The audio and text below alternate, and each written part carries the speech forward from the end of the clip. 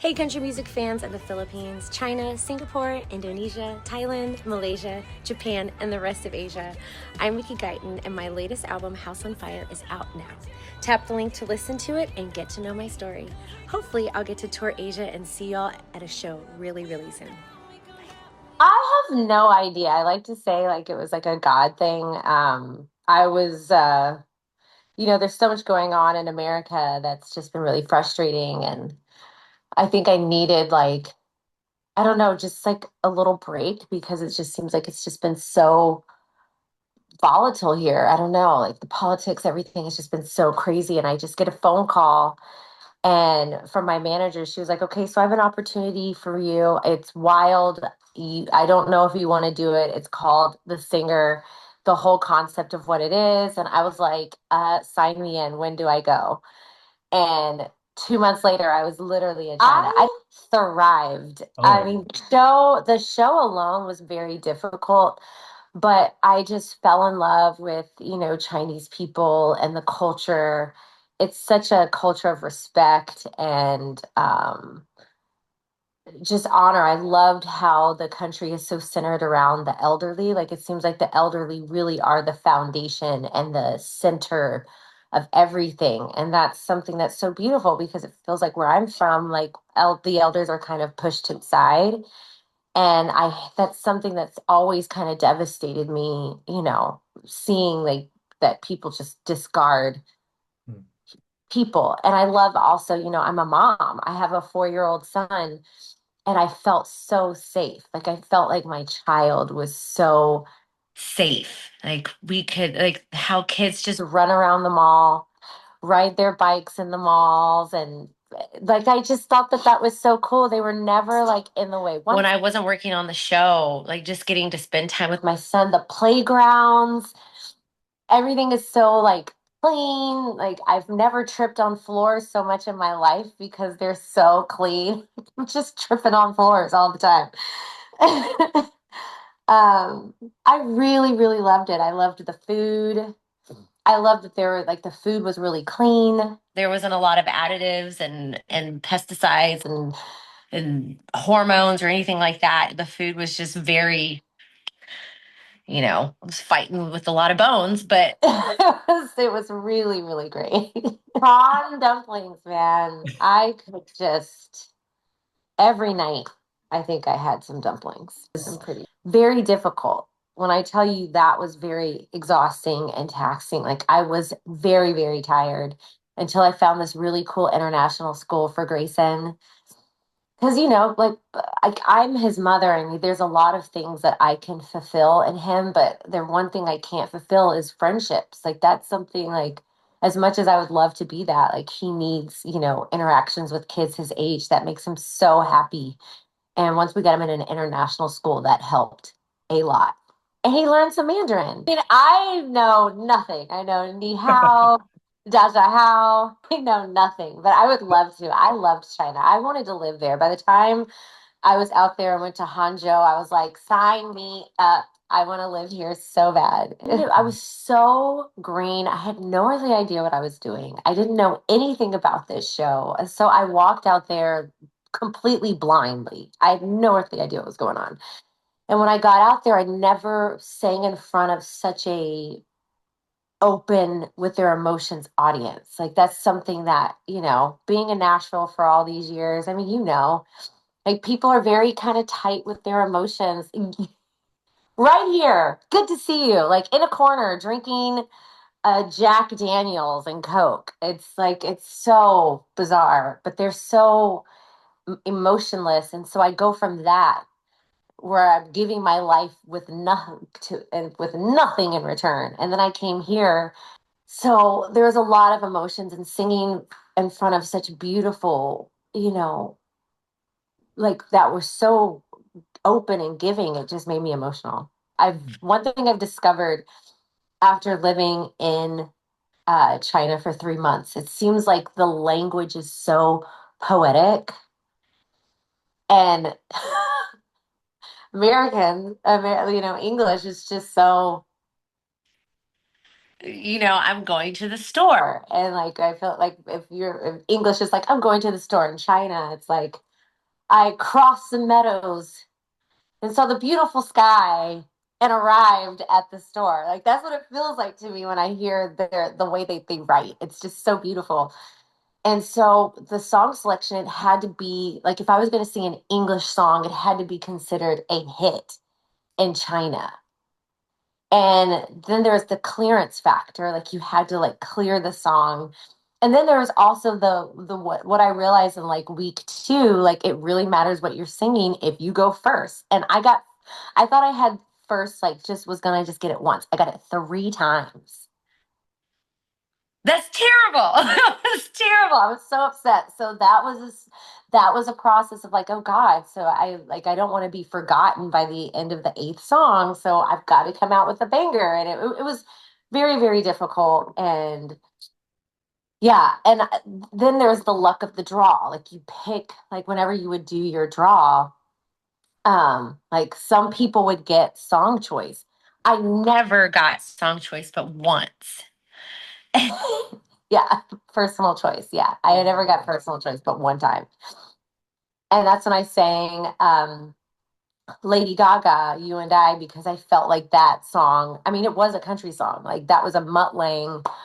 I'm sure that was written for Shania Twain at some point in time. So I chose that because I was like, well, that's country. So it was hard.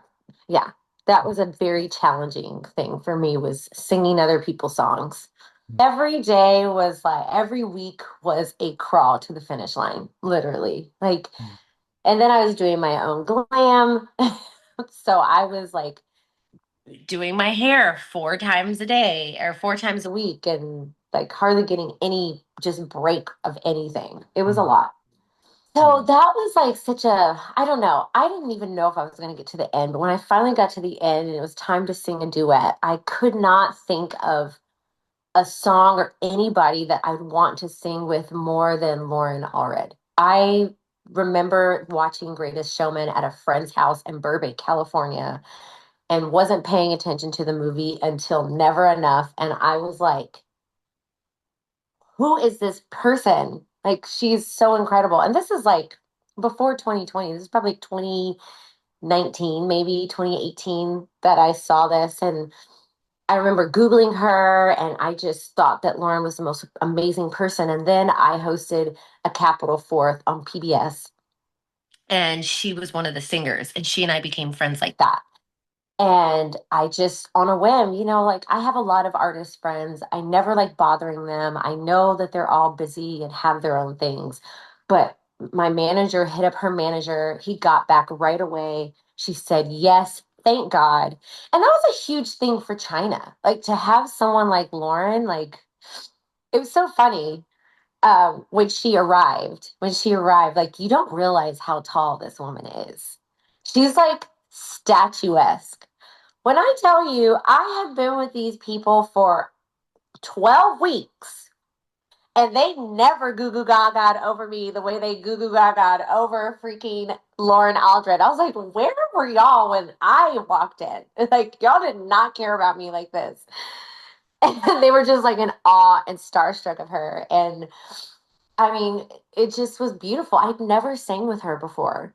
And we went in rehearsal. And it was kind of scary how well it went. Like, I've done a lot of rehearsals, and I always could tell when like the production was really excited about something because they'd all be out there in the audience watching our rehearsal. And that is what happened. And I was like, okay, I think we've nailed this one. It's like that was my first song, and there's so much that the words of that song, the lyrics say so much more than a relationship. It's about so much more than that. Like this is about, life and finding yourself again and finding that you're better off than you were before. And I think that that's kind of what I was. I was in a different country, getting to express myself in so many different ways and felt so accepted and adored. Like that was something like I've felt adored, but I've never felt adoration on such a genuine, kind, loving way, the way I felt in China. And so it was just kind of like my like intro to them and be like, well, this is kind of where I started. And I'm so much better off since then. And that's why I chose it. Like from evidence from what I was feeling, Black like me. which is just so beautiful. Like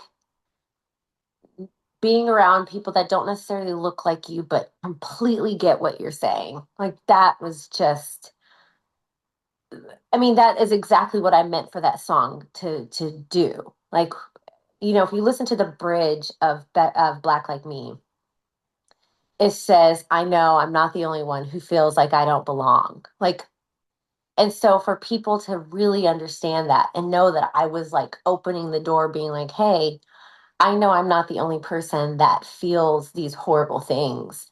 And I was absolutely thinking of, you know, Asian hate in America, now Latino hate, and anything basically that isn't Anglo-Saxon. I That's who I was singing that part to. And it means so much that the Chinese audience completely got that. I didn't even have to explain it. It was so refreshing. Definitely House That Built Me by Miranda Lambert. That song kills me every single time. And especially, now that I understand, I don't completely understand. I've only had 3 months of understanding of Chinese culture. I need years to really understand. But from what I've seen, like those lyrics, the house that built me, that feels like what Asian culture is. Like you come from your forefathers and your elders. Like that's your house made you who you are. And that's kind of what this song is. Like a house that built me. Like everything that this is who I am. Like in the very, very, very, very, very near future. Like very, very near. Like sooner than later. Um, like we have plans before the end of the year. So it's very sweet. I will say that. It's very sweet. It's really, really great. I was recording it. I recorded a lot of it in China. So while I was on the singer, I was recording a Christmas album. Don't worry about any of that BS. There's so many beautiful audiences that are going to love you exactly who you are, and places that you'd never think that you would ever go. Like, pay no mind to that. You will always find a tribe that will love you for who you are. Hey, country music fans in Asia, I'm Mickey Guyton, and my latest album, House on Fire, is out now. Check it out wherever you listen to music, and hopefully I'll get to see you in Asia really soon.